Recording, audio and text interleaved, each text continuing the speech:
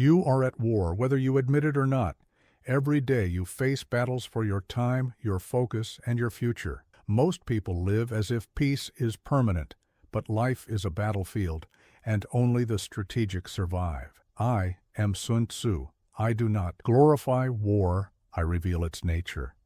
Because those who walk blindly into conflict are already defeated. To master life, you must master the art of war. You must learn when to act, when to wait, and when to vanish. These 9 steps are not suggestions. They are laws of power. Subscribe to our channel if you're ready to master your mind. And tell us, where are you watching from? Listen carefully to what I am about to tell you, for this truth will change everything. You are at war, not tomorrow, not when you're ready, right now.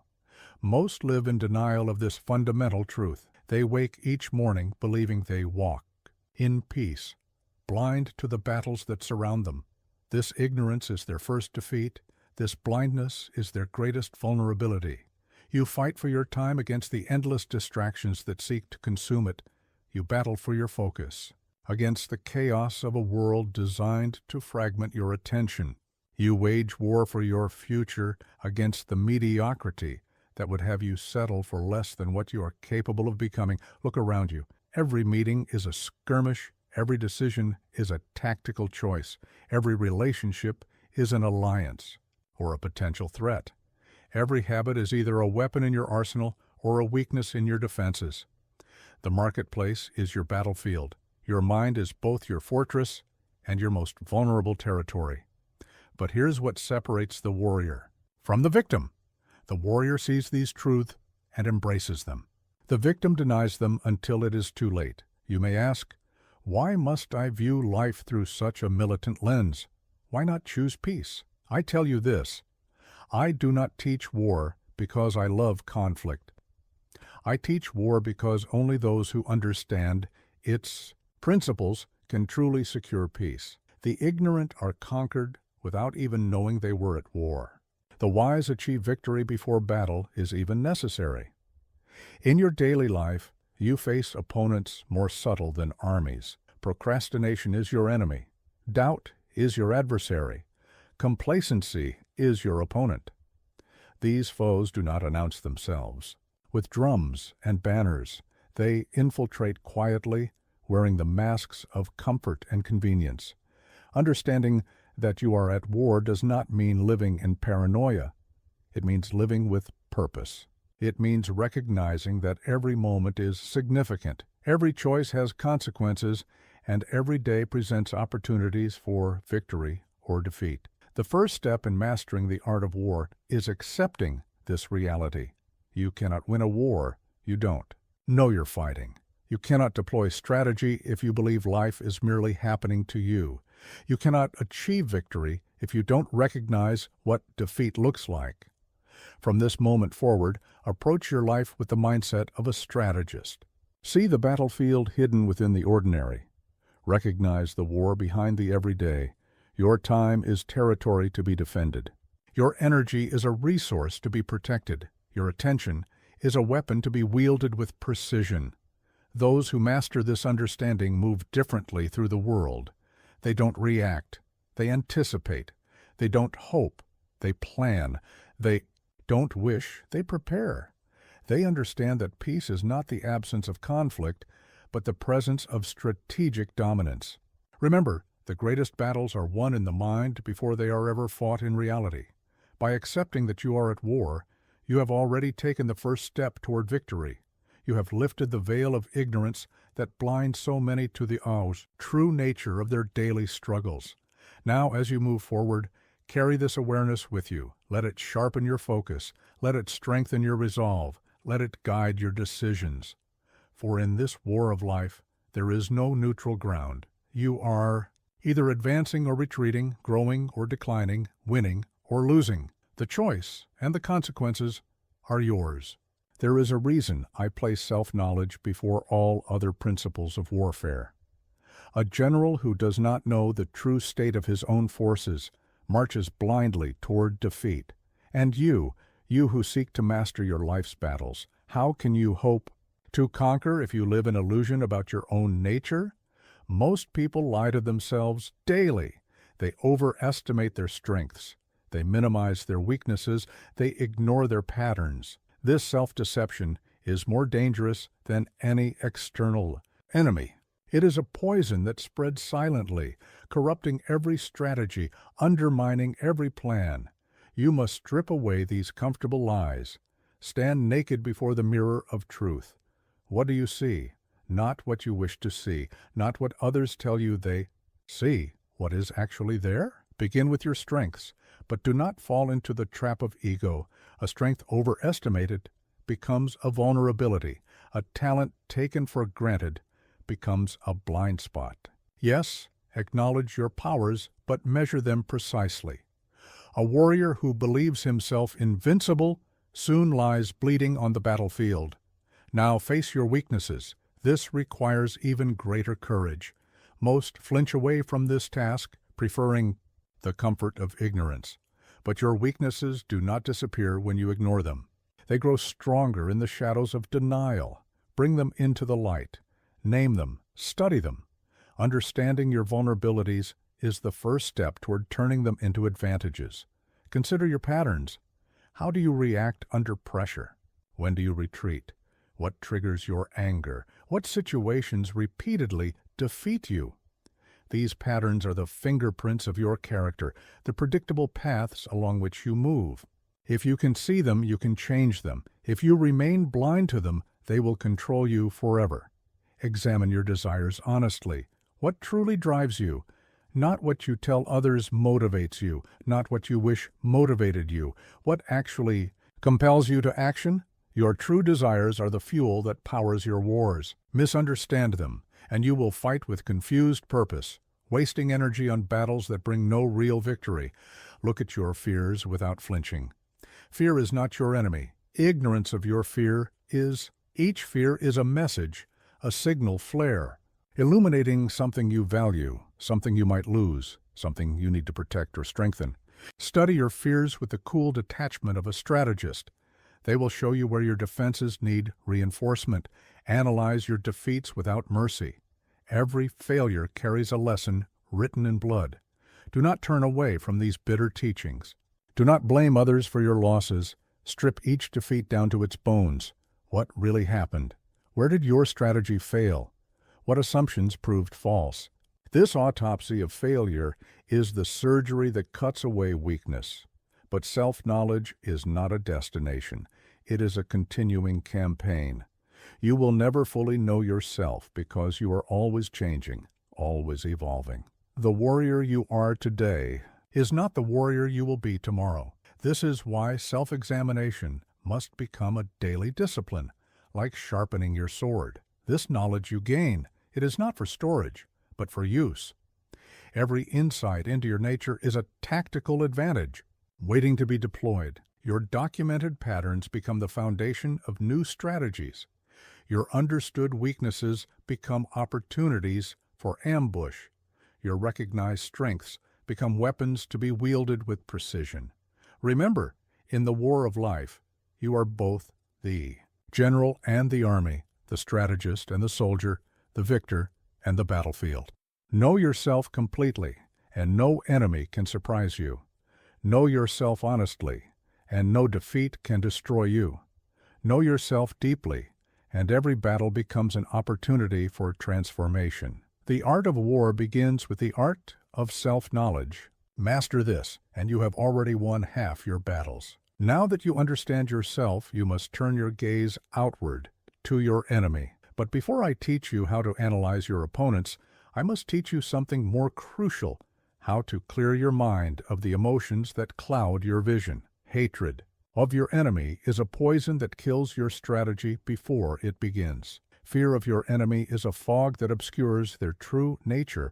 Pride in the face of your enemy is a blindfold you tie around your own eyes. These emotions are luxuries a warrior cannot afford. When I speak of enemies, I do not speak only of people who oppose you. Your enemy might be a competitor in business, a habit that holds you back, a problem that blocks your path, or even a part of yourself that sabotages your success.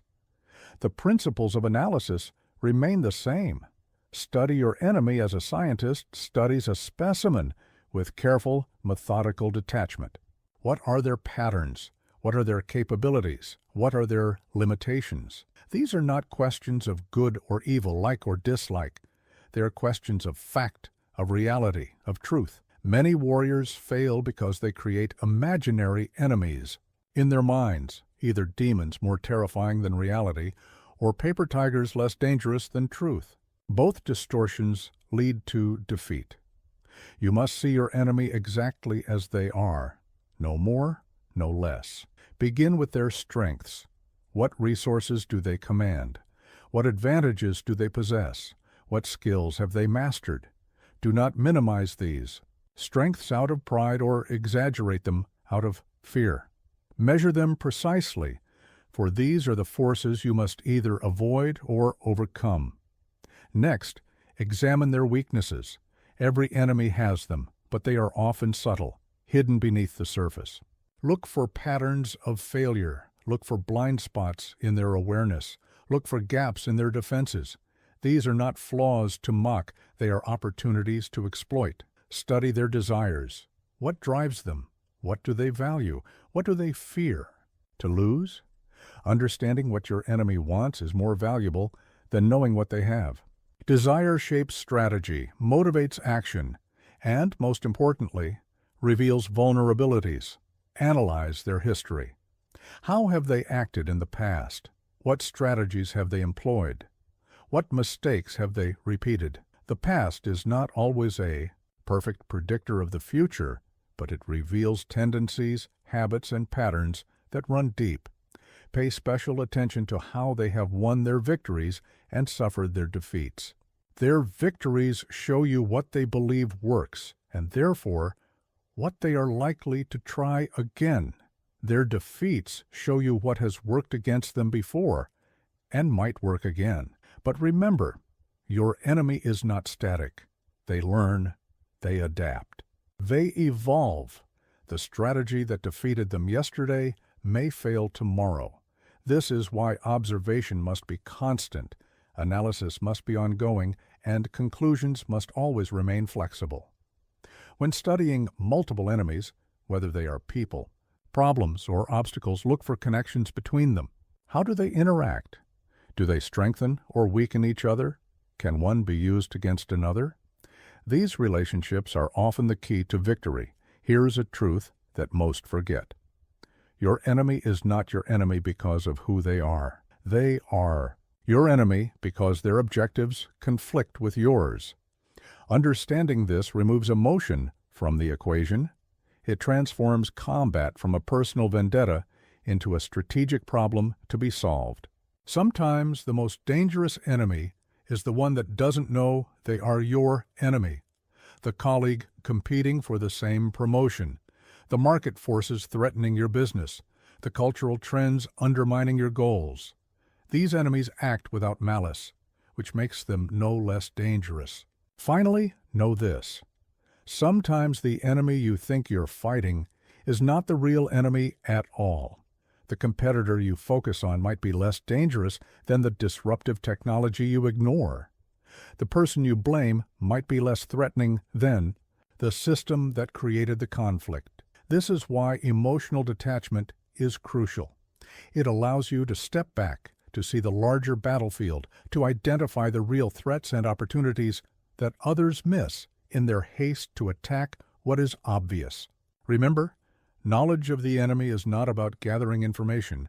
It is about gaining understanding, not about accumulating facts, but about developing insight, not about satisfying your emotions, but about serving your strategy. Study your enemy with the calm detachment of a mirror reflecting what stands before it. Only then can you see clearly enough to act decisively. Now I will teach you the highest form of warfare, the victory that leaves no scar, the triumph that requires no battle, the conquest that spills no blood. This is the art of winning without fighting. The common warrior thinks only of combat. The superior warrior thinks of position. The supreme warrior thinks of influence. For when you have positioned yourself perfectly and wielded your influence wisely, the enemy is defeated before they know they were at war. Consider this truth. Every battle that must be fought represents a strategic failure. It means you did not win in the minds of men, in the realm of preparation, in the domain of positioning. You were forced to resort to the crude instrument of direct conflict. The wise commander understands that real power is invisible until it is too late to resist. It, like water flowing underground, it shapes the terrain unseen. Like the wind before a storm, it changes the climate before the first raindrop falls. Like the roots of a great tree, it creates stability that no force can easily overturn. How do you achieve such victory? First, you must understand that every situation contains the seeds of its own solution. Every problem carries within it the elements of its own defeat. Your task is not to impose your will through force, but to discover and nurture these natural advantages. Position yourself so that victory is assured before engagement becomes necessary. In business, this means building relationships before you need them. In personal growth, it means developing skills before opportunities arise. In competition, it means controlling the environment before the contest begins. Create situations where the enemy defeats themselves. Make aggression work against them. Make resistance exhaust them. Make their strengths become their weaknesses. This is not through direct opposition, but through strategic positioning and patient manipulation of circumstances. Learn to recognize when victory is already yours, merely waiting to manifest. Most continue fighting long after they have already won, damaging their own position through unnecessary aggression. Some continue fighting when defeat is certain, wasting resources that could be preserved for future victories. Understand the power of inevitability. When your position is strong enough, when your influence is deep enough, when your preparation is thorough enough, victory becomes a matter of natural law rather than forced outcome. Like a boulder rolling downhill, it cannot be stopped, it can only be avoided. Master the art of making others come to you. When you chase, you are weak. When they come to you, you are strong. This applies in negotiation, in relationship, in market competition. Create value that attracts. Build position that compels. Develop strength that magnetizes. See how the supreme warrior wins, not through threat, but through opportunity. Not through force, but through positioning. Not through demand, but through attraction. Not through conflict, but through influence. Not through victory, but through inevitability. This is how you win in the modern world. The best negotiation requires no bargaining. The best leadership requires no orders. The best strategy requires no combat. The best position requires no defense. The best victory requires no celebration. But remember this crucial truth. Winning without fighting requires more skill, not less. More preparation, not less. More strategic thinking, not less. It is the lazy warrior who resorts to combat. It is the impatient commander who forces confrontation.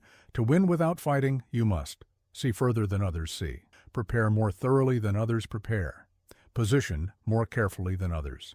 Position. Think more deeply than others think. Wait more patiently than others wait.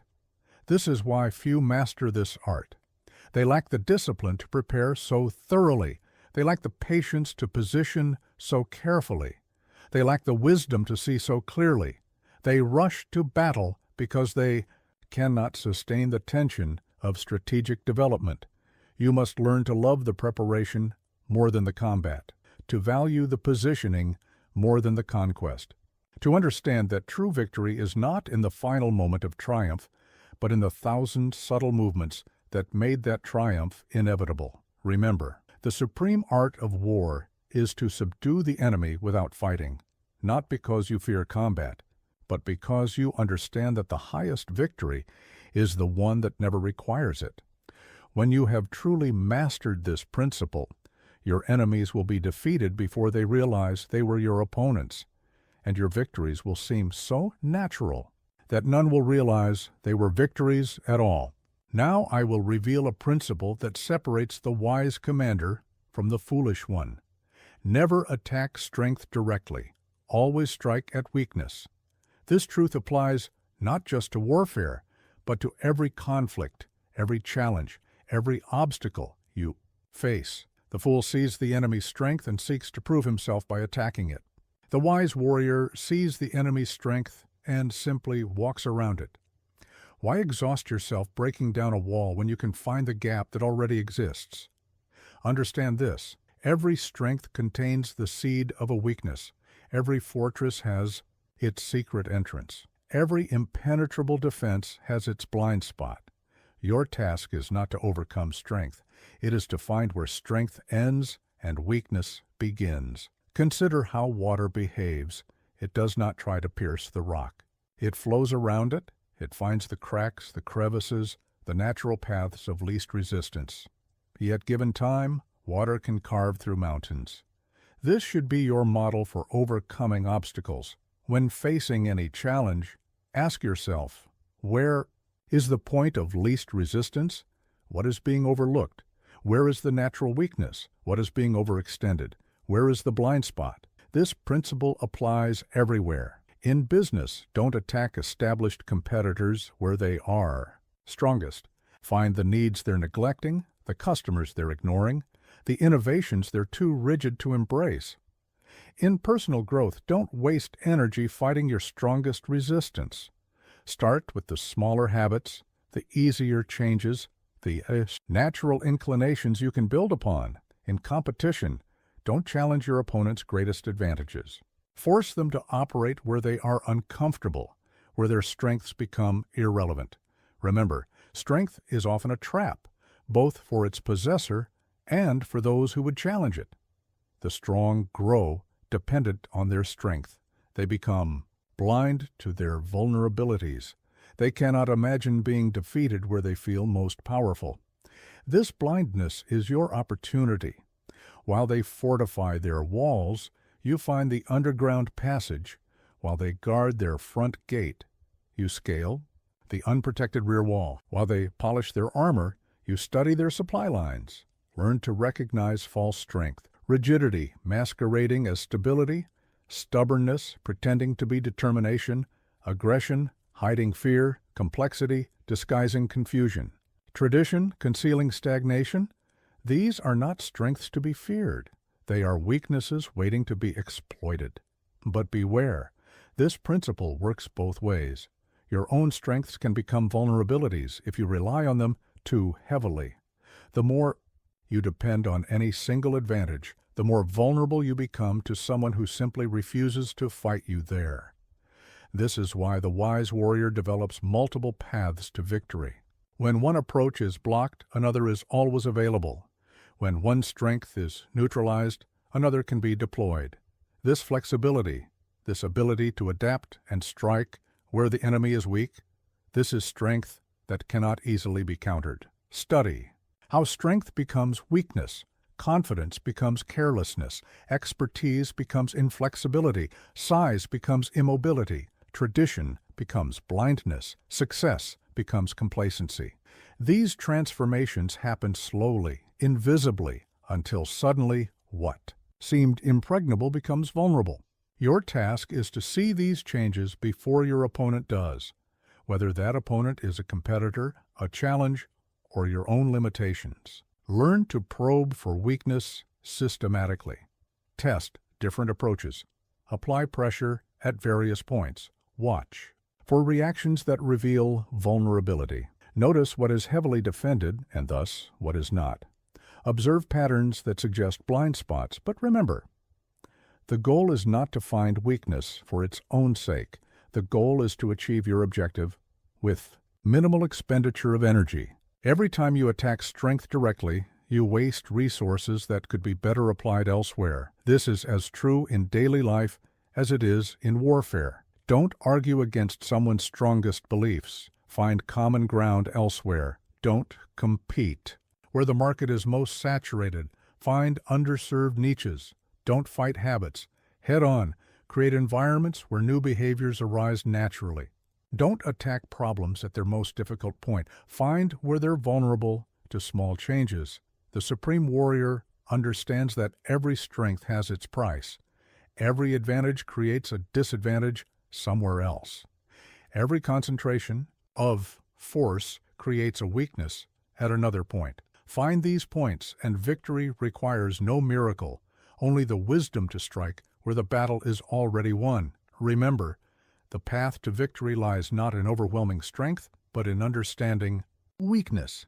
Not in confronting power, but in finding where power ends. Not in meeting force with force, but in applying pressure where no force is required. Master this principle, and you will win more battles while fighting fewer of them. You will achieve larger victories while expending less energy. You will overcome greater obstacles while carrying lighter burdens. Listen well to this eternal truth. Every battle is won or lost before the first strike is thrown. The warrior who begins preparing when danger appears has already sealed his defeat. The time for preparation is when all seems peaceful, when no threat looms on the horizon. This principle separates the master strategist from the amateur. The amateur reacts to circumstances. The master creates circumstances. The amateur scrambles when crisis arrives. The master has already built the foundations of victory long before any challenge appears. Understand this deeply. Preparation is not just about gathering resources or honing skills. It is about creating possibilities. Every capability you develop today opens paths tomorrow. Every relationship you build now becomes a potential alliance in future battles. Every insight you gain in times of peace becomes a weapon in times of war. Consider how nature prepares. The oak tree builds its strength through years of slow growth, long before it must face the storm. The spider weaves its web before it needs to catch prey. The river carves its path through rock long before the flood season arrives. This is the model of preparation you must follow. But what does it mean to prepare in the modern world? It means building skills before opportunities arise, developing relationships before you need support, accumulating resources before facing challenges, creating systems before chaos emerges, understanding patterns before they become critical, establishing habits before they become necessary, testing strategies before they become essential. Most fail in preparation because they cannot sustain effort without immediate threat. They need the pressure of crisis to motivate action. This is the thinking of the defeated. The supreme warrior understands that the best preparation appears unnecessary until it becomes indispensable. Consider these domains of preparation. Physical preparation. Your body is your first weapon and last defense. Health built in peace becomes stamina in crisis. Strength developed without need becomes power when required. Flexibility maintained in comfort becomes survival. Ability in challenge, mental. Preparation. Your mind must be sharper than any sword. Knowledge gathered in leisure becomes wisdom in crisis. Scenarios contemplated in peace become solutions in chaos. Clarity cultivated in stillness becomes decision-making power in turbulence. Strategic preparation. Every possible situation must be considered. Plans made without pressure become options under fire. Networks built without urgency become lifelines in emergency resources. Accumulated without immediate need become advantages in opportunity. Emotional preparation. Your spirit must be unshakable. Discipline practiced in calm becomes stability in storm. Resilience built through small challenges becomes strength in great trials. Control maintained in peace becomes power in conflict. But remember this crucial distinction. Preparation is not about predicting every possible future. It is about creating a foundation that can support any future. It is not about having a specific plan for every scenario. It is about developing capabilities that are useful in any scenario. The wise warrior prepares like this, not by trying to anticipate every attack, but by becoming hard to attack, not by gathering tools for every task, but by becoming adaptable to any task. not by memorizing responses to every threat, but by becoming responsive to any threat, not by storing solutions to every problem, but by becoming skilled at solving problems. Understanding timing is crucial in preparation. Some capabilities take years to develop. Begin these first. Some resources take time to accumulate. Start gathering early. Some relationships need time to mature. Cultivate them now. Some opportunities need time to ripen. Plant the seeds today. The deeper truth about preparation is this: it is not just about becoming ready for challenges. It is about becoming the kind of person who can handle any challenge. It is not just about gathering resources. It is about becoming resourceful. Your preparation must be invisible to others. Let them see only the results, never the process. Let them wonder at your readiness, never understanding the thousands of small actions that created it. This, too, is part of strategy. Remember these principles of preparation. The best preparation looks like paranoia to the unprepared, the deepest. Preparation appears as luck to the ignorant. The wisest preparation seems like overreaction to the short-sighted. The most thorough preparation appears as talent to the untrained eye. Finally, understand this: preparation never ends. Each victory reveals new areas needing development. Each achievement opens new domains requiring mastery. Each success creates new levels demanding growth. The supreme warrior knows that today's preparation is tomorrow's power. Today's discipline is tomorrow's destiny. Today's development is tomorrow's dominance. Prepare now when all is calm. Prepare now when others rest. Prepare now when necessity seems distant, for when the storm comes, it will be too late to build your shelter. Now I will teach you one of the most subtle and powerful principles of warfare, the mastery of timing. For in strategy, when you move is as crucial as what you do. A perfect action at the wrong moment becomes a fatal mistake. A simple action at the perfect moment becomes an unstoppable force. The amateur warrior thinks only of action. The skilled warrior thinks of timing. The master warrior becomes timing itself. This is the level of mastery you must seek, where you no longer calculate when to move, but feel the rhythm of opportunity as naturally as you feel your own heartbeat. Understand this profound truth: time is not a constant stream. It flows like a river, with rapids and calm pools, with narrow channels and wide expanses. Your task is to learn to read these currents, to know when to surge forward and when to remain still. Most fail in timing because they are slaves to two masters, impatience and fear. Impatience drives them to move too soon before conditions are right. Fear causes them to hesitate too long until opportunity has passed. You must free yourself from both these tyrants.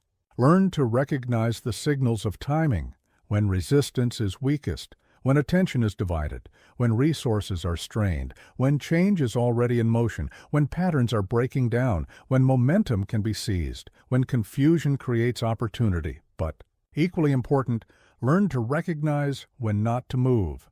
When emotion clouds judgment, when information is insufficient, when position is not yet optimal, when resources are not yet gathered, when allies are not yet ready, when the enemy expects your action, when the cost of mistake is too high. The mastery of timing requires deep understanding of cycles. Every strength has its moment of weakness. Every defense has its moment of vulnerability. Every position has its moment of change. Every advantage has its moment of decline. Every opportunity has its moment of ripeness. Consider how nature demonstrates perfect timing. The predator waits motionless until prey moves into perfect position. The seed remains dormant until conditions for growth are ideal. The wave gathers force before it breaks upon the shore. The lightning builds charge before it strikes. The earthquake accumulates tension before it releases. This is how you must operate in your own battles. In negotiation, wait for the moment. When the other party's need is greatest. In competition, strike when competitors are overextended. In personal growth, push when resistance is weakest. In leadership, act when followers are most receptive. In change, move when old patterns are already. Breaking understand the relationship between preparation and timing. Preparation without timing is wasted effort. Timing without preparation is wasted opportunity. When both align, even small actions create large effects. When neither is present, even great effort produces little result. Learn to recognize different qualities of time. Times of building versus times of release. Times of advance versus times of consolidation. Times of bold action versus times of subtle movement. Times of speed versus times of patience. Times of direct approach versus times of indirect influence. The Supreme Warrior develops these timing skills, the ability to sense momentum before it becomes visible, the patience to wait for conditions to ripen, the decisiveness to act without hesitation when the moment arrives, the wisdom to recognize when opportunity has passed, the discipline to remain still when action would be premature. But remember this crucial truth: perfect timing often looks like luck to those who don't understand strategy. They see only the final moment, the decisive action. They don't see the hours of observation, the weeks of preparation, the months of positioning that made that moment possible. Timing operates on multiple scales: strategic timing, the large movements that shape entire campaigns; tactical timing, the specific moments that determine individual battles; operational timing, the rhythms that maintain momentum; personal timing, the internal readiness for action; environmental timing, the external conditions that support success. Master these aspects of timing. The timing of revelation, when to show your strength; the timing of concealment, when to hide your intentions; the timing of acceleration, when to increase pressure; the timing of restraint, when to reduce force; the timing of change, when to alter your approach. Finally, understand that mastery of timing requires deep attention to subtle signals, freedom from emotional urgency, clarity of strategic objective, patience in preparation, decisiveness in action, flexibility in execution, wisdom in evaluation. Remember, the warrior who masters timing seems to have supernatural power. Their small efforts produce large effects. Their actions appear effortless. Their victories seem inevitable. But this is not magic. It is the ultimate expression of strategic wisdom. Move like this, and you will achieve maximum effect with minimum effort. Wait like this, and you will find your enemies delivering themselves into your hands. Master timing like this, and you will seem to bend reality itself to your will. Now I reveal a principle that has toppled empires and raised kingdoms. True power lies not in its display, but in its concealment. When you are strong, appear weak. When you are capable, appear limited. When you are ready, appear unprepared. This is not mere deception. It is the highest form of strategic wisdom. For power displayed is power vulnerable. Strength advertised is strength already half defeated. The enemy cannot strike at what they cannot see. They cannot counter what they do not believe exists. Understand this paradox deeply. The more you display your power, the less effective it becomes. The more you hide your strength, the more potent it grows. This is true in every arena of conflict, whether you battle in boardrooms or marketplaces, in personal challenges or professional competitions. Consider how nature demonstrates this principle. The deadliest predators are often the most subtle. The deepest waters often appear the most calm. The strongest roots lie hidden beneath the ground. The most powerful forces in the universe are invisible to the eye. Learn these levels of strategic concealment.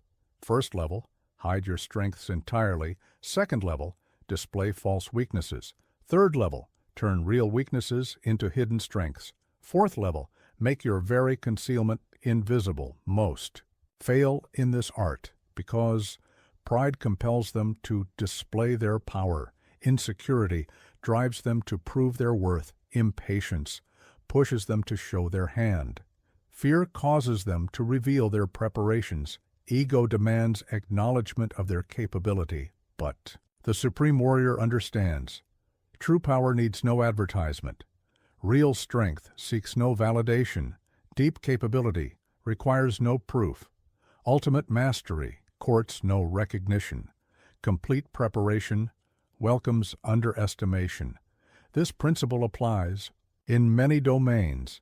In business, let competitors underestimate your resources. In negotiation, let others undervalue your position. In competition, let rivals dismiss your preparation. In personal growth, let obstacles appear larger than your capability. In leadership, let challenges seem beyond your readiness. Master these aspects of appearing weak, the art of understatement, the power of humility, the strategy of misdirection, the wisdom of patience, the strength of silence. But remember these crucial distinctions. Appearing weak is not being weak. Showing limitation is not being limited. Seeming unprepared is not being unprepared. Looking vulnerable is not being vulnerable. Acting uncertain is not being uncertain. Learn to recognize opportunities for strategic weakness. When others are watching for strength, when competitors are measuring your capability, when opponents are planning their approach, when rivals are allocating their resources, when enemies are choosing their targets, understand.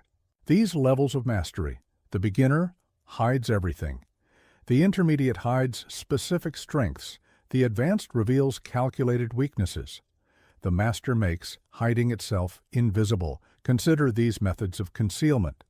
Underplaying your knowledge, downplaying your preparation, minimizing your resources, disguising your readiness, masking your intentions. But avoid these common mistakes, appearing so weak that you invite attack, underplaying strength, when display is necessary, maintaining deception, when directness would serve better, concealing power that should be leveraged, hiding capability that could create advantage through its revelation. The Supreme Warrior knows when to appear weak and when to display strength, how to make strength look like weakness, how to turn apparent weakness into sudden power, when concealment serves better than revelation, how to make strategic choices appear like natural limitations. Remember these principles of application. Let your preparation appear accidental. Let your strategy seem unplanned. Let your mastery look like luck. Let your wisdom appear as simplicity. Let your power seem like circumstance. Understand these deeper truths. The highest power is invisible until it acts. The deepest strategy appears as natural flow. The strongest position seems like vulnerability. The most thorough preparation looks like spontaneity. The greatest mastery appears as artlessness. Learn to create these illusions. Make calculated choices appear as random. Chances make strategic patience look like hesitation. Make focused preparation seem like general activity. Make deliberate restraint appear as limitation. Make chosen silence seem like ignorance. Finally, grasp this essential wisdom. The goal is not to deceive for deception's sake. The goal is to create strategic advantage through the careful management of perception. Your task is not to lie about your power, but to control how and when that power becomes known. Remember, the Supreme Warrior wins without anyone recognizing how victory was achieved. They triumph while appearing to stumble. They achieve mastery while seeming to learn. They arrive prepared while looking uncertain. This is the way of strategic concealment, not to hide weakness, but to protect strength, not to deceive, but to preserve power for the moment of maximum effect, not to mislead, but to maintain the ultimate advantage, the power of the unexpected. Now I will reveal a principle that transforms warfare itself. The Supreme Warrior does not adapt to the battlefield. They create it. They do not fight on terrain chosen by others. They shape the ground on which all battles must be fought. Understand this profound truth. Every conflict occurs within an environment. This environment, this terrain, determines who has advantage, what strategies are possible, and often who will emerge victorious. The wise warrior knows that controlling this terrain is more important than controlling any single battle. But what is terrain in the modern world? It is not just physical space. It is the rules of engagement, the terms of competition, the standards of success, the field of possibilities, the landscape of perception, the framework of decision, the architecture of choice. Most warriors focus solely on winning within existing terrain. The supreme warrior focuses on creating terrain where victory becomes natural, almost inevitable. This is the difference between tactical success and strategic dominance. Learn to recognize different types of terrain: physical terrain, the actual space where conflict occurs; mental terrain, the psychological landscape of belief and perception; social terrain, the network of relationships and influences; digital terrain, the online environment and information space; economic terrain, the marketplace; and resource landscape, cultural terrain, the context of values and meanings; temporal terrain, the timing and pace of engagement. Understand how to shape each type. Physical terrain, control access, movement and positioning; mental terrain, influence, assumptions, expectations, and beliefs; social terrain, build alliances, create narratives, establish norms; digital terrain, manage information flow, attention, and connectivity; economic terrain, define value, control resources, set terms; cultural terrain, shape preferences, standards, and meanings; temporal terrain, control pace, timing, and sequence, master. These principles of terrain control create environments that amplify your strengths, design spaces that minimize your weaknesses, build contexts that disadvantage your opponents, establish conditions that favor your strategy, develop situations that channel movement in your preferred direction. Consider how nature shapes terrain. Rivers carve valleys that direct all flow mountains, create passes that control all movement. Forests establish patterns that determine all paths. Oceans define boundaries that influence all trade. Weather systems shape conditions that affect all activity. Apply these lessons to your own strategic thinking. Don't fight uphill battles. Create downhill momentum. Don't struggle against current. Establish new channels. Don't compete on others' terms. Define new standards. Don't play by existing rules. Create new games. Don't fight in unfavorable conditions. Shape better environments. Understand these levels of terrain mastery. First level, recognizing existing terrain. Second level, selecting favorable terrain. Third level, modifying existing terrain. Fourth level, creating new terrain. Fifth level, making terrain itself your ally. Learn these methods of terrain control, setting the standards by which success is measured, establishing the rules that govern interaction, defining the terms of engagement, creating the contexts that shape meaning, building the environments that influence behavior. But avoid these common errors: creating terrain you cannot control, building environments that constrain your own movement, establishing conditions that consume too many resources, shaping situations that others can easily reform, developing contexts that limit your own adaptation. The Supreme Warrior understands how to make terrain work for them, how to deny terrain advantage to others, how to recognize terrain that cannot be controlled, how to abandon terrain that cannot be held, how to transform disadvantageous terrain into advantage. Remember these principles of terrain creation. The best terrain appears natural, not artificial. The strongest position seems inevitable, not constructed. The most effective control looks like freedom, not constraint. The deepest influence feels like choice, not coercion. The greatest advantage appears as circumstance, not strategy. Master these aspects of terrain manipulation, the art of gradual transformation, the power of subtle influence, the force of environmental pressure, the strength of structural advantage, the impact of contextual control. Understand these strategic truths. Controlling terrain multiplies force. Shaping environment reduces resistance. Creating context eliminates opposition. Designing space guides movement. Building structure determines outcome. Finally, grasp this essential wisdom. The goal is not to control everything directly. The goal is to create conditions where desired outcomes occur naturally. Don't try to force each piece into place. Instead, shape the environment so that pieces naturally flow where you want them to go. Remember, the supreme warrior wins by making victory the natural outcome of the environment they have created. They triumph not through force of arms, but through mastery of context. They achieve dominance not by fighting battles, but by controlling the space in which all battles must be fought. This is the way of terrain mastery, not to struggle against conditions, but to create conditions that eliminate the need for struggle. Not to overcome resistance, but to build environments where resistance becomes irrelevant. Not to win fights, but to create spaces where victory is the only possible outcome. Now I reveal the deepest principle of warfare. The greatest victory is not won by breaking the enemy's body, but by conquering their spirit. For when the spirit is broken, the body follows without resistance. When will is conquered, force becomes unnecessary. Understand this profound truth. All physical conflict is preceded by psychological warfare.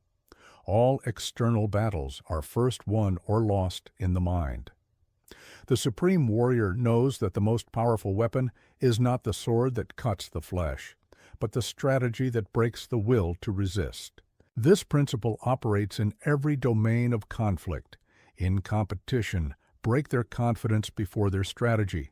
In negotiation, dissolve their certainty before their position. In leadership, transform their doubt before their resistance. In personal growth, conquer your fears before your limitations. In change, overcome mental barriers before physical obstacles. Learn these levels of psychological warfare. First level, creating uncertainty. Second level, inducing doubt. Third level, spreading confusion. Fourth level, shattering confidence. Fifth level, breaking will entirely most fail in this art because they focus only on physical confrontation. They ignore psychological preparation. They underestimate mental resilience. They misunderstand the relationship between spirit and action. They lack patience for psychological warfare. The supreme warrior understands these truths. Physical resistance is born of mental certainty. Confidence is the foundation of all strength. Doubt is the beginning of all defeat. Will is the source of all power.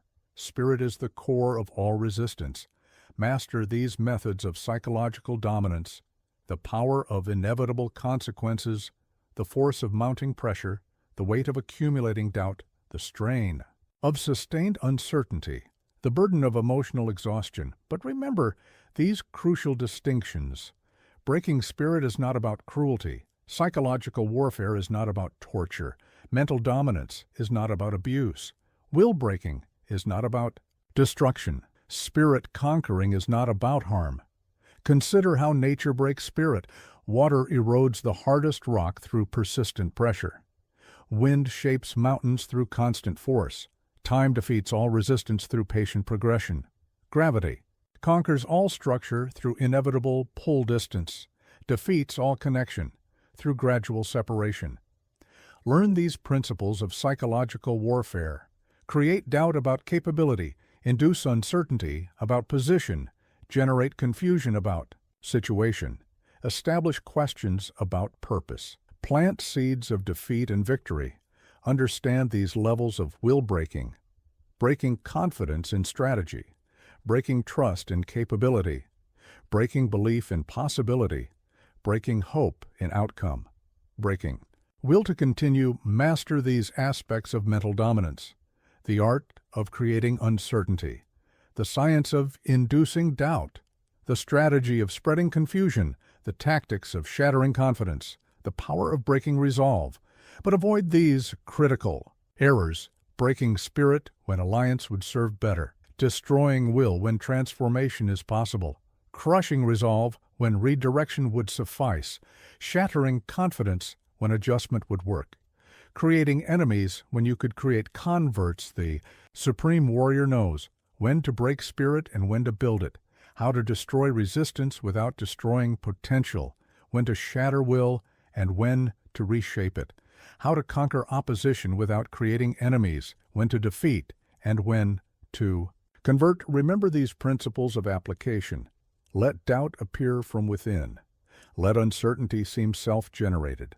Let confusion arise naturally. Let confidence erode gradually. Let will break of its own accord. Understand these deeper truths. The strongest physical defense cannot protect a broken spirit. The greatest material advantage cannot compensate for lost will.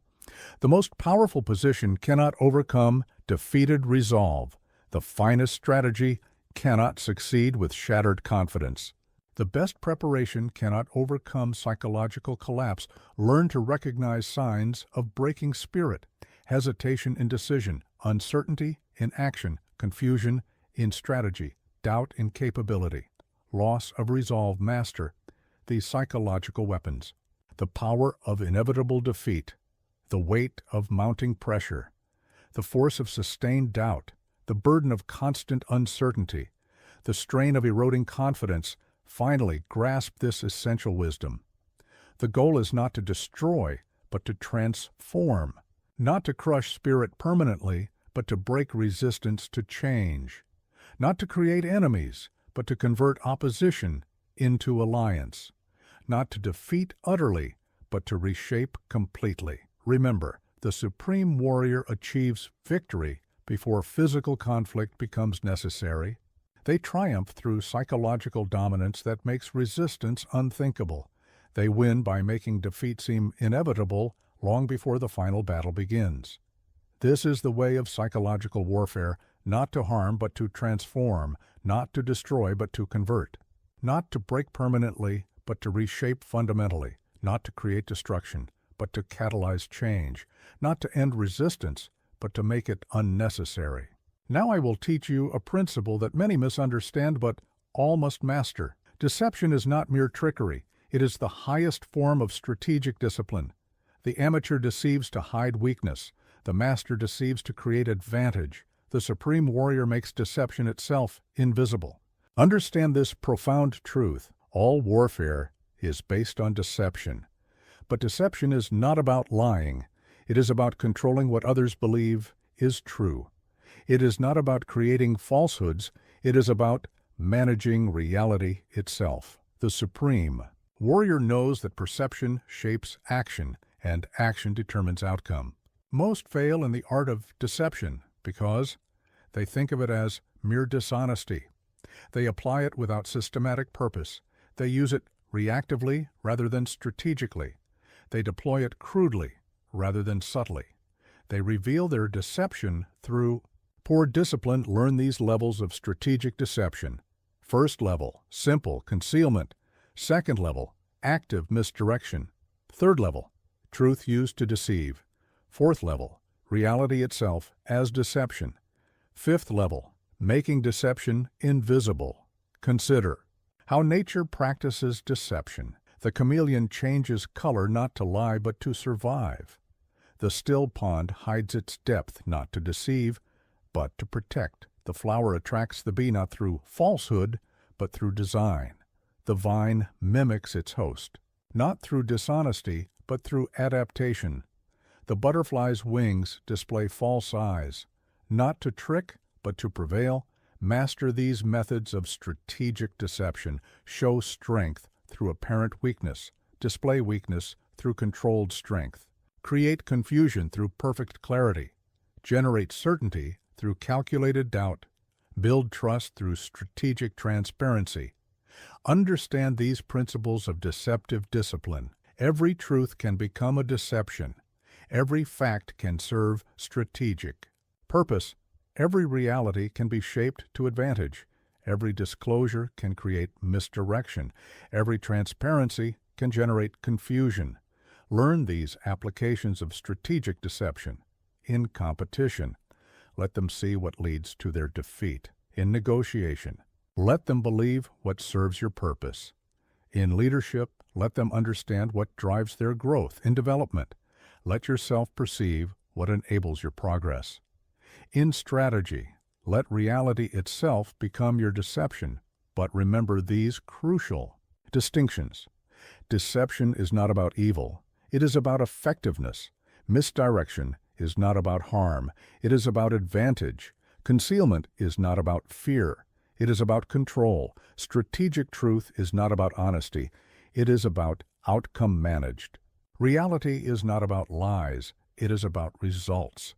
The supreme warrior understands when truth serves better than deception, how honesty can become the perfect misdirection, when transparency creates the deepest concealment, how clarity can generate the greatest confusion, when directness becomes the ultimate deception. Master these aspects of deceptive discipline, the art of revealing what conceals, the science of concealing what reveals, the strategy of using truth to mislead, the tactics of using clarity to confuse, the power of using reality to deceive. Consider these levels of mastery. Beginner uses obvious deception. Intermediate creates believable deception. Advanced makes truth itself deceptive. Master makes deception appear as reality supreme, makes reality itself the deception. Learn these principles of application. Let your deceptions appear natural. Let your misdirection seem logical. Let your concealments look ordinary. Let your strategies appear obvious. Let your control seem like chance. Understand these deeper truths. The greatest deception requires no lies. The perfect misdirection uses only truth. The deepest concealment appears as openness. The most effective strategy seems like accident. The supreme control looks like freedom. Master these elements of deceptive discipline. Timing, when to reveal and when to conceal. Proportion, how much to show and how much to hide. Direction, where to focus attention and where to divert it. Intensity, how strongly to display and how subtly to suggest. Duration, how long to maintain and when to transform, but avoid these critical errors.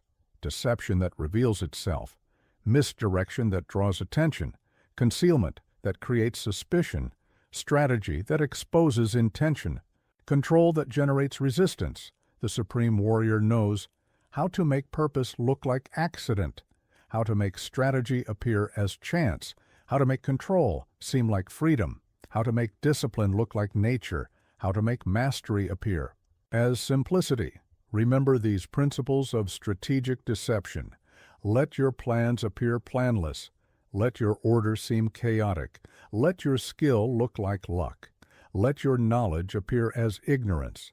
Let your mastery seem like chance. Finally, grasp this essential wisdom. Deception is not about creating what is false, but about controlling what is perceived as true. It is not about generating lies, but about managing understanding, not about crafting fiction, but about shaping reality itself. Remember, the supreme warrior achieves deception so perfect that it becomes invisible. They create perceptions so natural that they seem unmanaged. They shape reality so skillfully that their influence cannot be detected. They control understanding so completely that alternatives become unthinkable. This is the way of deceptive discipline, not to trick, but to transform, not to lie, but to shape, not to deceive, but to control reality itself. For in the highest practice of strategy, deception and truth become one, and the supreme warrior moves in perfect freedom through the realms of both. Now I reveal the principle that transforms the warrior into an unstoppable force. Be formless, like water. Adapt to everything, resist nothing. For the highest mastery is not found in perfecting a single form, but in transcending form itself. Understand this profound truth. Form is limitation. Pattern is prison. Method is chains. The moment you become fixed in any single way of being, you have already begun your defeat. The supreme warrior knows that survival belongs not to the strongest, but to the most adaptable. Consider how water embodies this wisdom. It flows around obstacles without losing its essence. It takes any shape while maintaining its nature. It can be still as a pond or powerful as a wave. It penetrates the hardest substance through persistent adaptation. It transforms from solid to liquid to vapor, while remaining itself. Most fail in adaptation because they cling to familiar patterns. They resist necessary changes. They fear losing their identity. They mistake rigidity for strength. They confuse consistency with effectiveness. Learn these levels of formlessness. First level, adapting to circumstances. Second level, flowing with resistance. Third level, transforming with conditions. Fourth level, becoming the environment. Fifth level, transcending form itself. Master these aspects of adaptation. Physical adaptation, moving as conditions require. Mental adaptation, thinking as situation demands. Strategic adaptation, planning as circumstances change. Emotional adaptation, feeling as context requires. Spiritual adaptation, being as reality demands. Understand these principles of formlessness. True strength lies in perfect flexibility. Real power exists in complete adaptability. Genuine mastery manifests in total responsiveness. Ultimate control comes through absolute adaptation. Supreme victory belongs to the most formless. Consider how nature demonstrates adaptability. The reed bends in the storm while the rigid oak breaks. The river finds new paths when old channels are blocked. The cloud changes shape without losing its essence. The vine grows through any available space. The air fills every container perfectly. Learn these methods of becoming formless. Release attachment to fixed patterns. Abandon loyalty to single methods. Surrender dedication to particular forms. Relinquish commitment to specific approaches. Transcend devotion to individual strategies. But remember these crucial distinctions. Formlessness is not chaos. It is perfect response. Adaptability is not weakness. It is supreme strength. Flexibility is not indecision. It is complete readiness. Responsiveness is not reaction. It is total preparation. Transformation is not loss. It is ultimate preservation. The supreme warrior understands how to maintain essence while changing form, how to preserve purpose while adapting method, how to keep direction while varying path, how to retain power while transforming shape, how to stay centered while becoming formless. Master these elements of formless strategy, the art of shapeless strength, the power of methodless method, the force of patternless pattern, the control of formless form, the mastery of shapeless shape. Learn these principles of perfect adaptation. Become so soft that nothing can break you. Become so flexible that nothing can bind you. Become so responsive that nothing can surprise you. Become so adaptable that nothing can defeat you. Become so formless that nothing can define you. Understand these levels of mastery. Beginner knows many forms. Intermediate combines forms. Freely advanced transcends known forms. Master creates form spontaneously. Supreme becomes entirely formless. Consider these domains of adaptation, strategy, changing approach as circumstances require. Tactics, modifying methods as situations demand. Response, adjusting action as conditions shift. Position, transforming stance as context changes. Movement, flowing naturally as environment demands, but avoid these critical errors, confusing randomness. With adaptability, mistaking chaos for formlessness, equating inconsistency with flexibility, believing indecision is responsiveness, assuming instability is adaptation. The supreme warrior knows when to maintain form and when to abandon it, how to preserve essence while changing expression, when to hold pattern and when to break it, how to keep center while transforming exterior, when to retain structure, and when to become formless. Remember these principles of application. Let your strength flow like water. Let your strategy adapt like air. Let your movement transform like clouds. Let your position shift like sand. Let your essence remain while your form changes. Understand these deeper truths. The most adaptable is the most unconquerable. The most responsive is the most unstoppable.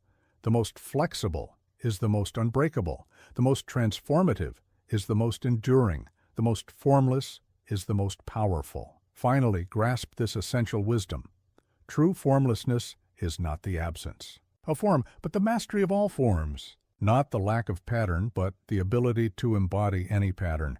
Not the rejection of method, but the transcendence of method itself. Remember, the supreme warrior achieves such perfect adaptation that their movements seem natural, their changes appear inevitable, their transformations look effortless. They become like water, formless yet all-powerful, yielding yet unconquerable, empty yet containing all possibilities.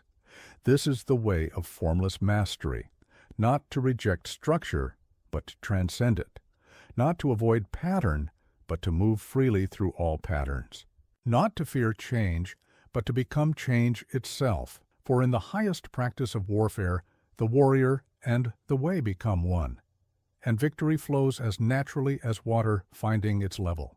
Now I teach you a principle that separates the victorious from the defeated. Sometimes retreat must become impossible.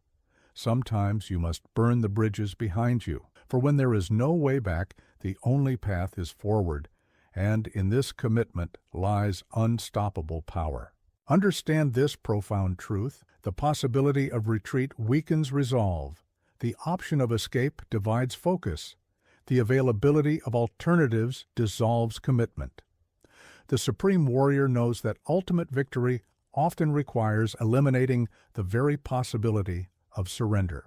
Most fail in this principle because they fear total commitment. They preserve unnecessary options. They maintain escape routes. They hedge their positions. They divide their resolve. Learn these levels of commitment. First level, accepting challenge. Second level, embracing difficulty. Third level, eliminating alternatives. Fourth level, destroying retreat options. Fifth level, making victory the only possibility. Consider how nature demonstrates this principle. The salmon swimming upstream burns its energy reserves. The butterfly must destroy its cocoon to emerge. The seed must break apart to grow. The snake must shed its entire skin to evolve. The phoenix must burn completely to be reborn.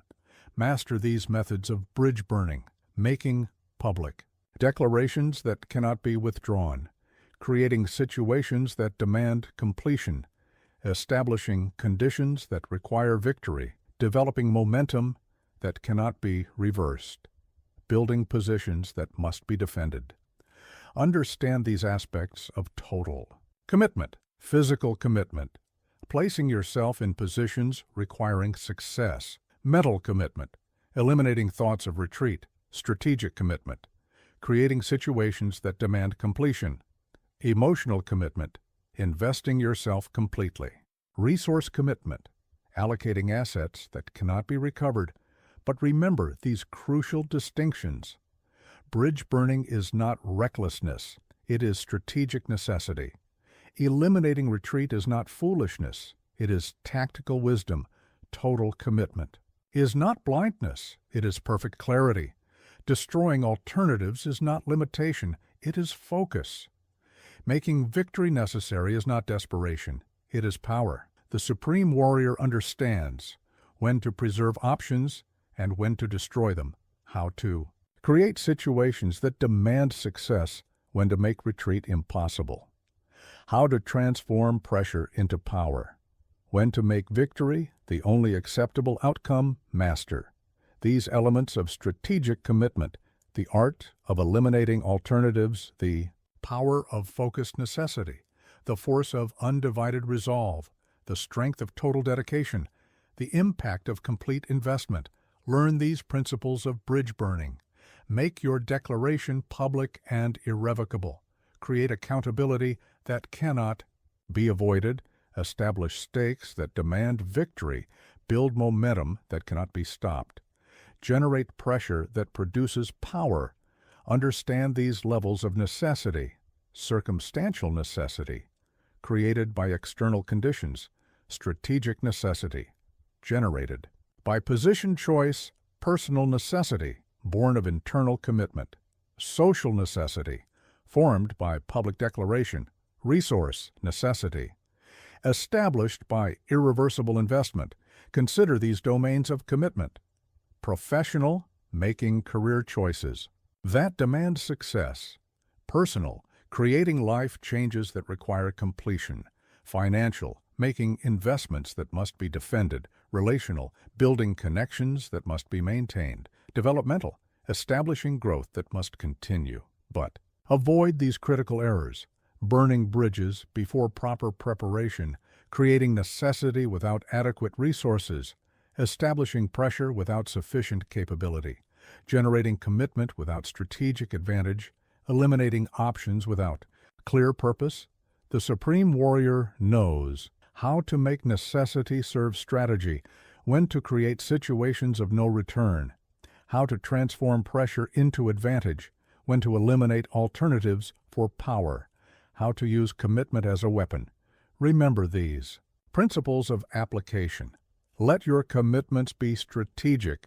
Let your necessities be chosen. Let your pressure be productive. Let your focus be absolute. Let your resolve be total. Understand these deeper truths. The greatest power often comes from eliminating options. The strongest position is often one that cannot be abandoned. The clearest focus emerges when alternatives disappear. The deepest commitment grows when retreat becomes impossible. The highest achievement demands burning bridges master.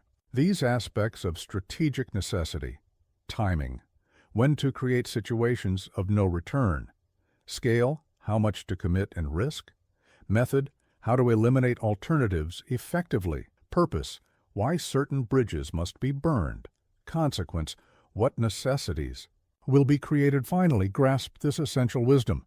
Bridge burning is not about destroying options blindly. It is about creating situations where success becomes the only possibility, not about limiting yourself, but about focusing your entire being on a single point of victory. Remember, the supreme warrior achieves victory not just through strength or skill, but through the absolute necessity of success. They triumph not because they are stronger, but because they have made victory the only possible outcome. This is the way of strategic commitment, not to act in desperation, but to create productive necessity, not to eliminate options blindly, but to focus power perfectly, not to burn bridges in fear, but to destroy retreat in wisdom. For in the highest practice of warfare, necessity becomes advantage, and the impossibility of retreat becomes the certainty of victory. Now I reveal a principle that masters both external warfare and internal battle: divide and conquer. For no enemy is so vast that it cannot be broken into smaller parts, and no challenge is so great that it cannot be conquered piece by piece. This wisdom applies equally to the armies you face and the obstacles within your own mind. Understand this profound truth: unity is strength, division is weakness. Therefore, to strengthen yourself, you must unify your forces. To weaken your enemy, you must divide theirs. But first, you must learn to divide the challenges within yourself, conquering them one by one. Most fail in this principle because they attack everything at once. They fail to identify separate components. They don't recognize natural divisions. They miss opportunities for partial victories. They exhaust themselves fighting unified resistance. Learn these levels of strategic division. First level, identifying natural separations. Second level, creating tactical divisions. Third level, exploiting existing fractures. Fourth level, manufacturing new splits. Fifth level, making division itself a weapon. Consider how nature demonstrates this principle. Water erodes rock by finding and expanding tiny cracks. Plants grow through concrete by exploiting small separations. Rivers create canyons by working on individual weak points. Roots break foundations by applying pressure to divisions. Time conquers all by addressing each moment separately. Master these methods of division. External division, separating opposing forces. Internal division, breaking down personal challenges. Strategic division, partitioning large objectives. Tactical division, splitting immediate obstacles. Temporal division, dividing challenges across time. Understand these. Principles of conquest. Every whole is composed of parts. Every strength has its segments. Every challenge has its components. Every resistance has its divisions. Every opponent has its fractures. Learn to recognize natural divisions. In external challenges, different groups, interests, motivations. In internal obstacles, various fears, doubts, resistances. In strategic goals, separate phases, stages, milestones. In tactical problems, individual components, elements, factors. In temporal challenges, distinct periods, moments, opportunities. But remember these crucial distinctions.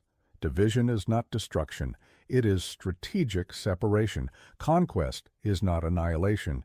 It is systematic victory. Separation is not chaos. It is ordered decomposition. Partitioning is not confusion. It is tactical clarity.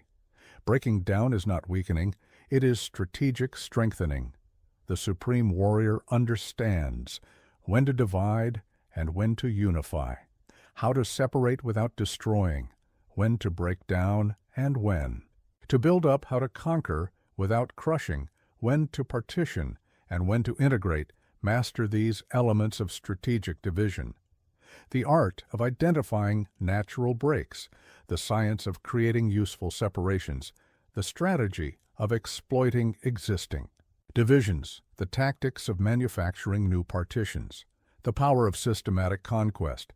Learn these principles of internal division. Break large fears into smaller concerns, separate overwhelming challenges into manageable tasks, divide impossible goals into possible steps, split resistance into its component parts, partition obstacles into conquerable segments. Understand these levels of mastery. Beginner sees only the whole. Intermediate recognizes natural divisions.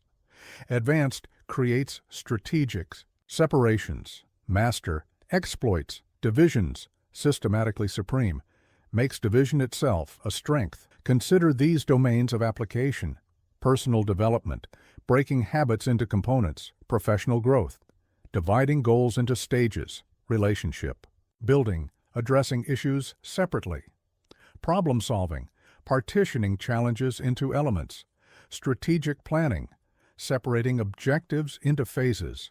But avoid these critical errors: dividing what should remain unified, creating unnecessary separations, failing to recognize natural bonds, breaking what cannot be reassembled, separating without strategic purpose.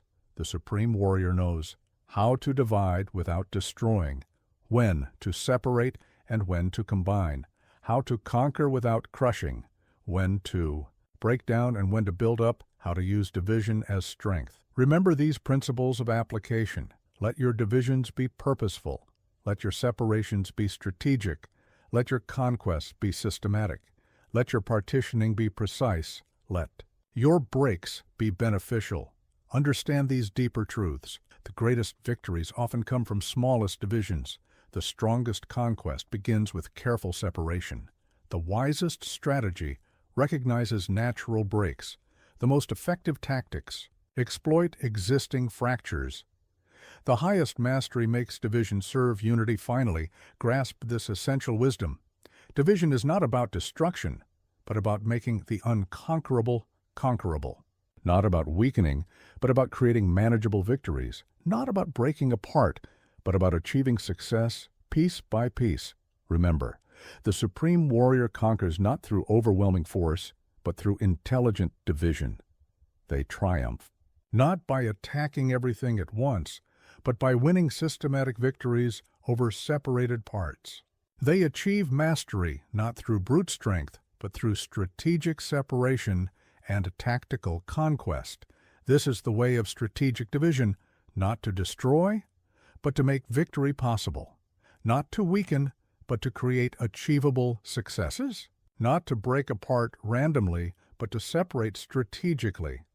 For in the highest practice of warfare, division becomes the path to unity, and separation becomes the road to complete victory. Now I teach you a principle that preserves the power of your strategy. Keep your plans in shadows, for a plan revealed is a plan half defeated. A strategy discussed is a strategy weakened. The supreme warrior knows that the deepest power moves in silence, and the greatest victories are shaped in darkness. Understand this profound truth. The world is filled with those who broadcast their intentions, who share their strategies, who announce their ambitions. They do this from vanity, from excitement, from the need for validation. But in this sharing, they scatter the seeds of their defeat. Most fail in strategic silence because they seek validation through sharing. They cannot contain their excitement, they trust too readily. They undervalue secrecy, they misunderstand the power of silence. Learn these levels of strategic secrecy. First level, basic discretion. Second level, selective sharing.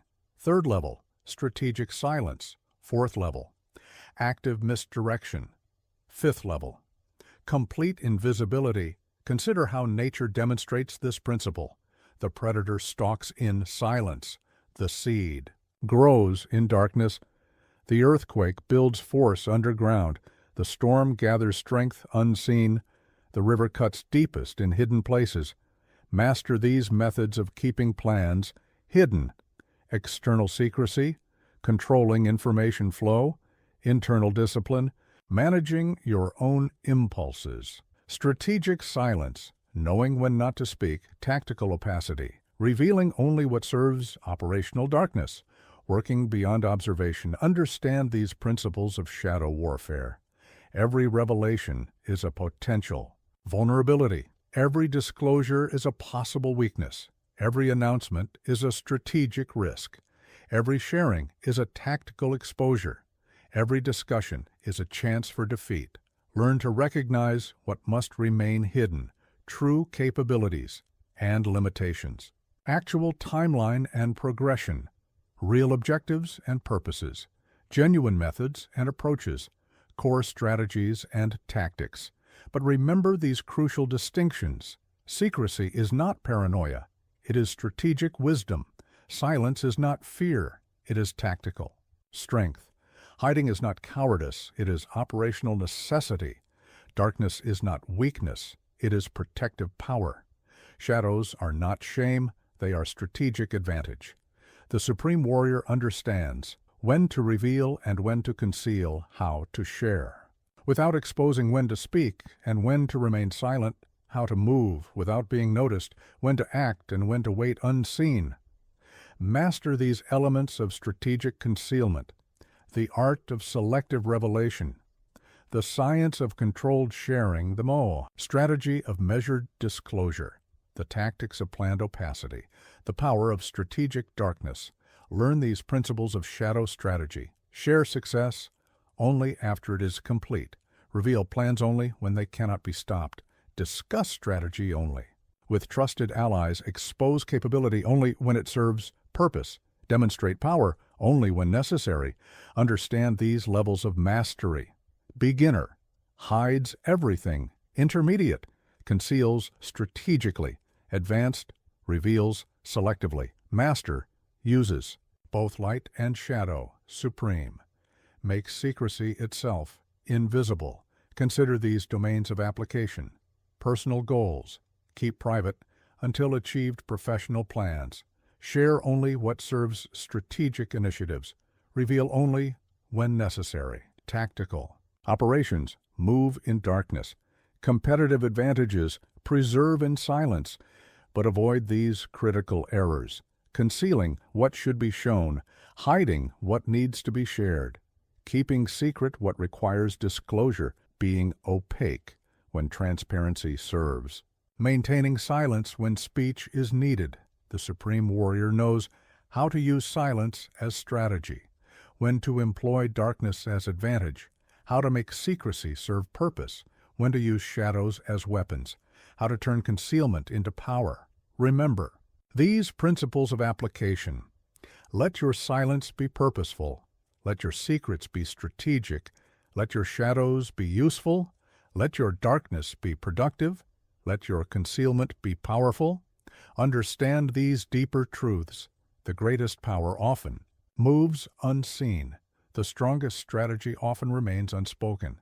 The most effective plans often stay hidden. The wisest actions often occur in shadow. The highest mastery often appears invisible. Master these aspects of strategic secrecy. Timing. When to reveal and when to hide. Scope. How much to conceal and how much to show. Method. How to keep plans in shadow. Purpose. Why certain things must remain hidden. Effect. What advantage secrecy provides. Finally, grasp this essential wisdom. Strategic. Secrecy is not about fear or deception. It is about preserving the power of your plans, protecting the force of your strategy, maintaining the advantage of surprise. Not about hiding from weakness, but about moving with strength unseen. Remember, the supreme warrior achieves victory, not through boasting or revelation, but through silent preparation and hidden movement.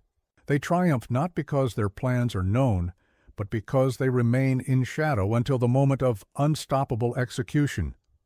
This is the way of strategic secrecy, not to hide in fear, but to move in power, not to conceal in weakness, but to preserve strength, not to remain in darkness forever, but to emerge at the perfect moment. For in the highest practice of warfare, silence becomes voice, shadow becomes power, and secrecy becomes the path to victory.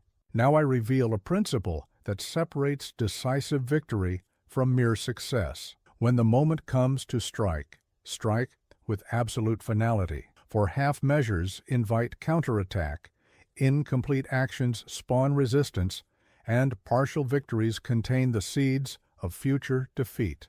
The supreme warrior knows that true victory comes not from striking often, but from striking once with complete and devastating effectiveness. Understand this profound truth. In the moment of action, hesitation is defeat. In the instant of strike, restraint is weakness. In the time of execution, half measures are failure. When you have prepared fully, positioned perfectly, and timed precisely, strike as if the fate of empires hangs upon that single moment. For in truth it does. Most fail in decisive action, because they lack complete commitment. They hesitate at crucial moments. They pull back from full execution. They fear their own power. They doubt their preparation. They second-guess their timing. They question their right to victory. Learn these levels of decisive action. First level, complete commitment. Second level, absolute focus. Third level, total execution. Fourth level, perfect follow-through. Fifth level, devastating finality. Consider how nature demonstrates decisive action. The lightning strikes with full power in a single moment. The avalanche moves with complete commitment once begun. The predator attacks with total dedication to the kill. The wave crashes with perfect unity of force. The earthquake releases all its power without restraint. The volcano erupts with unrestrained magnitude. The storm unleashes its full fury without hesitation. Master these elements of decisive striking. Physical finality, completing the action fully. Mental finality, committing without reservation. Strategic finality, executing without hesitation. Tactical finality, following through completely operational finality. Achieving absolute completion. Understand these principles of decisive action. Every strike must be potentially final. Every action must be completely committed. Every move must be fully executed. Every attack must be absolutely focused. Every effort must be totally dedicated. Every engagement must be perfectly finished. Every confrontation must be decisively concluded. Learn to recognize moments requiring finality, when preparation is complete, when position is perfect, when timing is optimal, when advantage is maximum, when opportunity is fleeting, when surprise is absolute, when victory is certain. But remember these crucial distinctions. Finality is not brutality, it is complete effectiveness. Decisiveness is not cruelty, it is perfect execution. Thoroughness is not excess, it is complete achievement. Completion is not overkill, it is absolute success. Devastation is not destruction, it is total victory.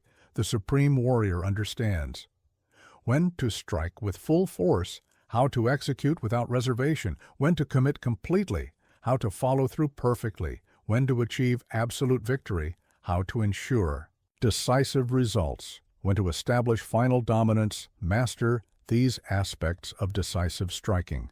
The art of complete execution, the science of perfect follow-through, the strategy of absolute commitment, the tactics of total achievement, the power of decisive action, the force of final resolution, the impact of thorough completion.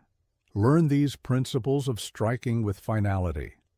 Gather all force into a single point. Focus all power into one moment. Direct all energy toward complete victory channel. All strength into decisive action.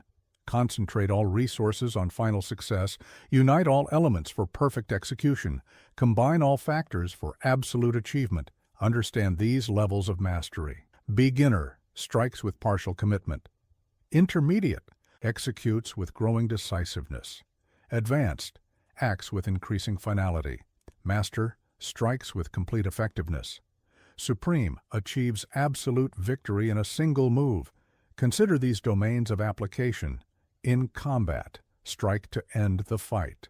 Instantly in business, move to secure victory completely. In competition, act to achieve dominance absolutely. In personal growth, change to transform totally. In strategic execution, implement to succeed finally. In tactical engagement, operate to win decisively. In operational success, perform to complete thoroughly, but avoid these critical errors: striking before full preparation, acting without complete commitment, moving without perfect timing, executing without total focus, following through without absolute dedication, engaging without decisive intent, operating without thorough completion. The supreme warrior knows how to gather maximum force, when to release perfect power, how to achieve complete victory, when to execute decisive action, how to ensure absolute success, when to establish final dominance, how to secure lasting triumph. Remember these principles of application. Let your strikes be absolutely decisive. Let your actions be completely committed. Let your execution be perfectly timed. Let your follow-through be totally thorough. Let your achievement be finally conclusive. Let your victory be eternally secure. Let your success be permanently established. Understand these deeper truths. The most decisive victory requires the least repetition. The most complete action needs no follow-up. The most perfect execution demands no correction. The most thorough success invites no resistance. The most absolute achievement generates no counter. The most final victory spawns no future conflict. The most devastating strike prevents all retaliation. Master these elements of strategic finality: timing, when to release maximum force, focus, how to concentrate total power; execution, how to achieve complete effect; follow-through, how to ensure absolute completion; resolution, how to establish permanent victory; consolidation, how to secure lasting success; prevention, how to preclude future resistance. Finally, grasp this essential wisdom. Striking with finality is not about destruction.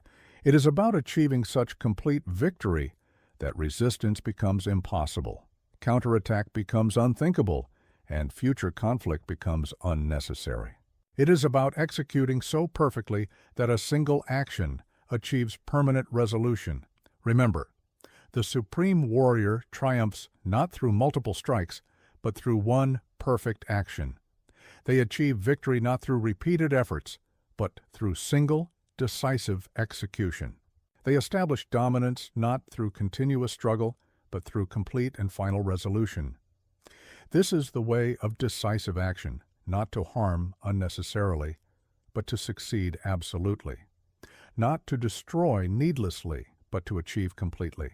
Not to strike repeatedly, but to triumph finally. For in the highest practice of warfare, a single perfect action eliminates the need for all future conflict, and absolute victory in one moment creates peace for all time. Now I teach you a principle that determines ultimate victory. You must master not just the battle, but the long war. For while any warrior can summon strength for a single conflict, the supreme warrior builds the capacity to endure beyond all expected limits. Victory often belongs not to the strongest or the smartest, but to the one who can endure the longest. Understand this profound truth. Every quick victory is embedded in a longer war. Every decisive battle is part of a greater campaign. Every immediate success exists within a larger struggle.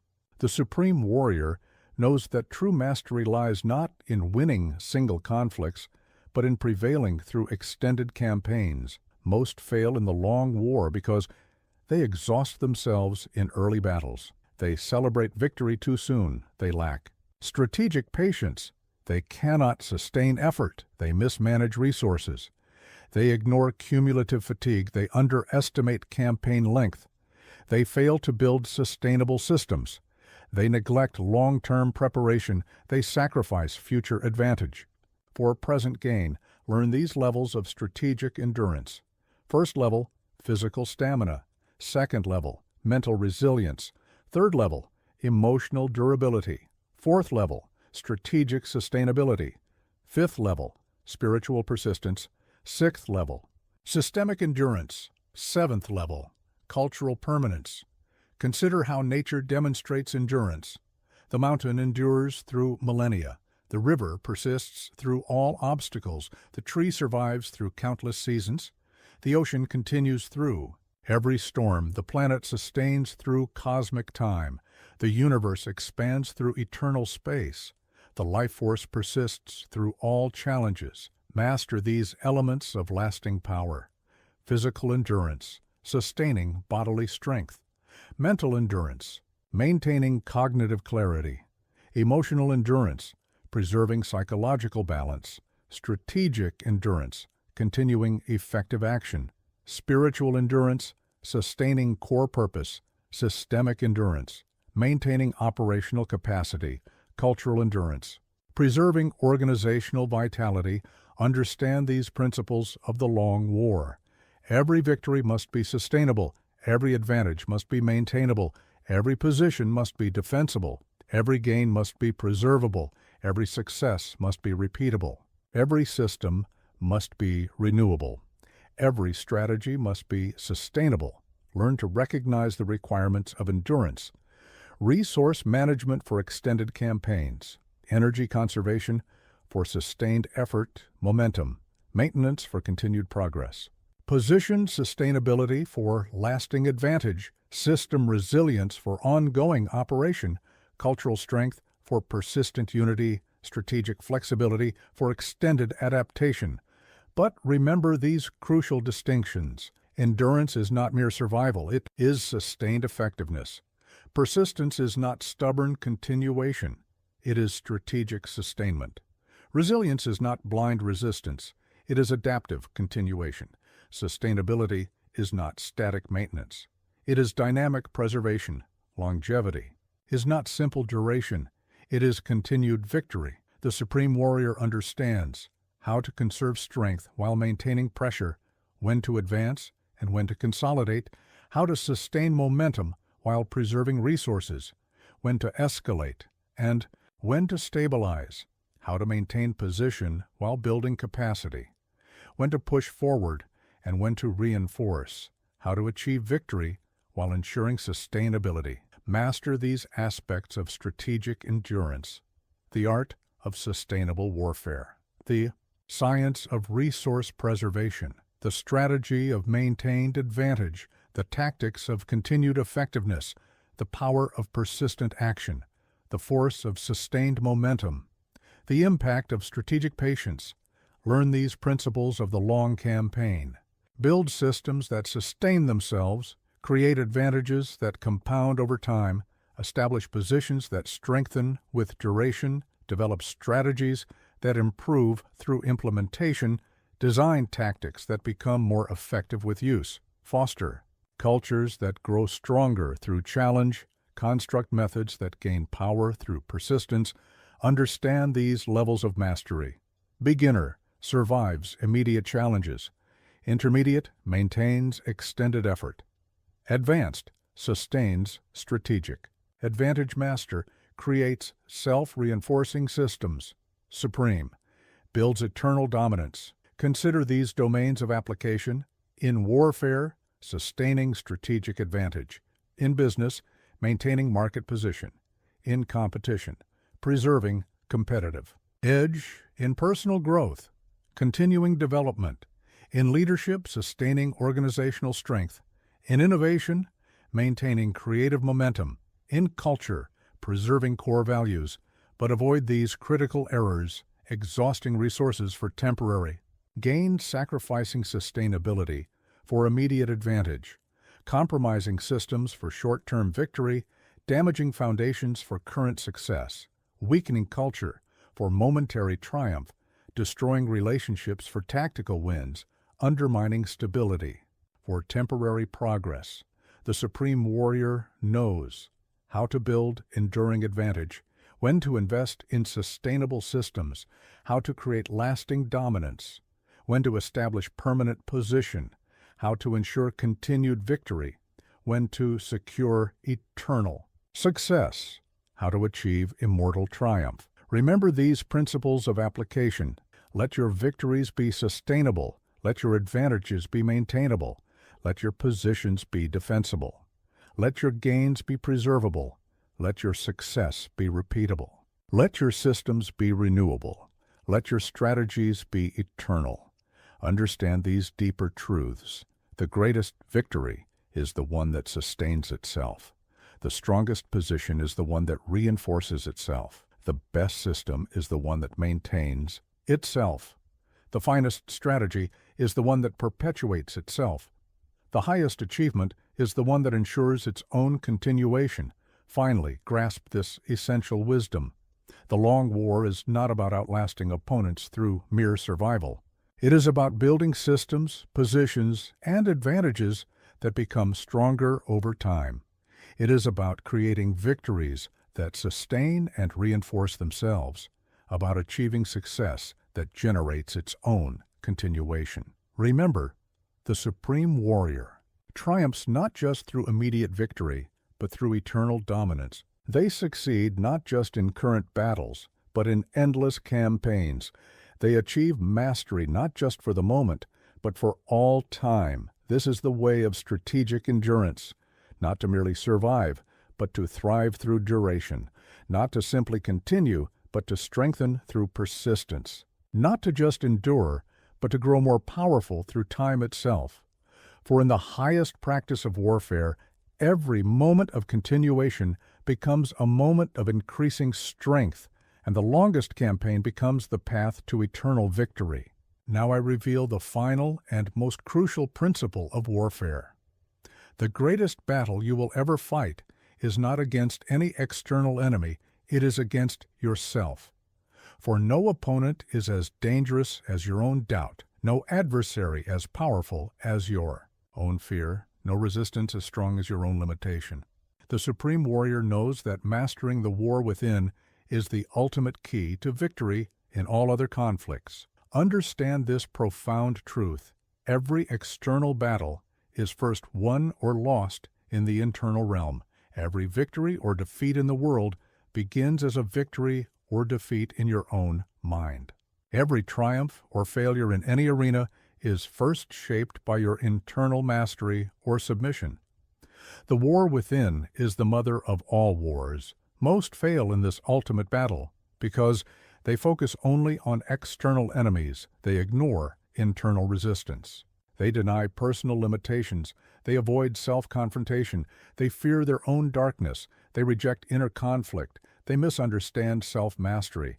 They escape self-examination. They resist internal growth. They hide from inner truth. Learn these levels of internal warfare. First level, self-awareness. Second level, self-confrontation. Third level, self-discipline. Fourth level, self-transformation. 5th level, self-mastery. 6th level, self-transcendence. 7th level, self-unification. Consider how nature demonstrates internal mastery. The diamond forms through internal pressure. The pearl grows from inner irritation. The butterfly emerges through self-transformation. The seed breaks itself to grow. The snake sheds its own skin, the phoenix burns itself to rise. The universe expands through self-creation. Master these elements of internal warfare, mental warfare, conquering doubt and limitation. Emotional warfare, mastering fear and desire. Spiritual warfare, transcending ego and attachment. Physical warfare, overcoming comfort and inertia. Psychological warfare, defeating internal resistance. Existential warfare, resolving inner conflict. Ultimate warfare, achieving self-unification. Understand these principles of self-mastery. Every external limit is first internal. Every outer weakness begins within. Every visible defeat starts invisibly. Every apparent failure originates inside. Every obvious victory is born in silence. Every clear triumph emerges from darkness. Every manifest success starts in secret. Learn to recognize the battlefields within. The field of thought where doubt battles confidence. The arena of emotion where fear fights courage. The realm of spirit where limitation wars with potential. The domain of body where comfort contests growth. The territory of mind where past battles future. The landscape of soul where self opposes self. The dimension of being where division seeks unity. But remember these crucial distinctions.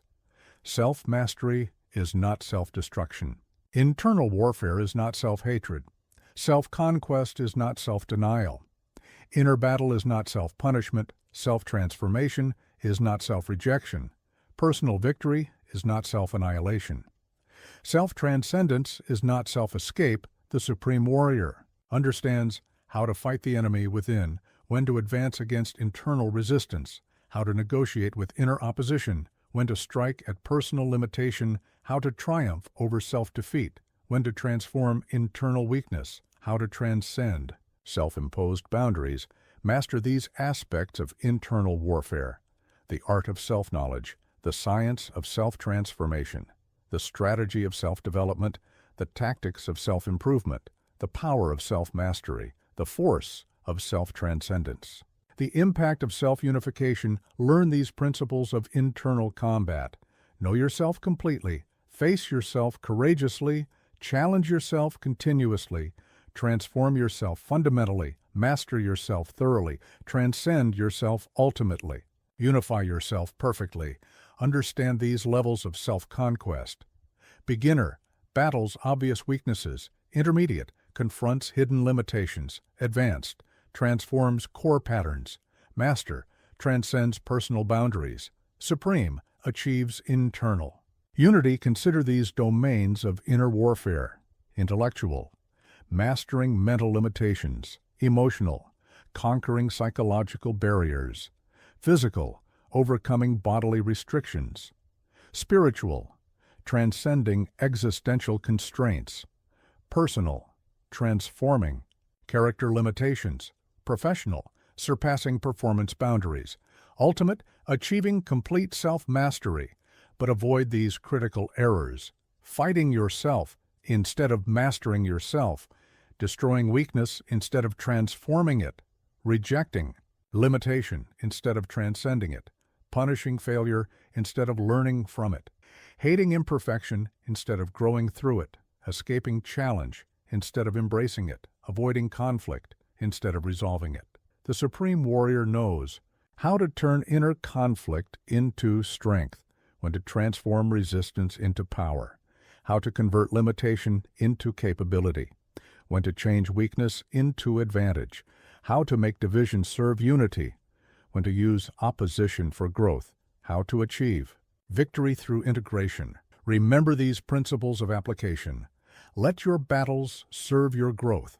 Let your conflicts create your strength. Let your challenges build your power. Let your struggles increase your capability. Let your resistance develop your mastery. Let your opposition enhance your skill. Let your warfare perfect your nature. Understand these deeper truths. The greatest enemy lies within your own mind. The fiercest battle occurs in your own heart. The highest victory is won in your own spirit. The deepest conflict resides in your own soul. The ultimate triumph happens in your own being. The final peace emerges from your own nature. The complete mastery arises from your own essence. Finally, grasp this essential wisdom. The war within is not about destroying yourself, but about achieving your highest potential. It is not about self-hatred, but about self-transformation. Not about internal destruction, but about inner transcendence. For in this ultimate battle, victory means becoming all that you are capable of being. Remember, the supreme warrior achieves final victory not by conquering others, but by mastering themselves. They triumph not through external dominance, but through internal transcendence. They attain power not by controlling the world, but by perfecting their own nature. This is the way of internal warfare, not to destroy the self, but to perfect it. Not to reject what is, but to transform it.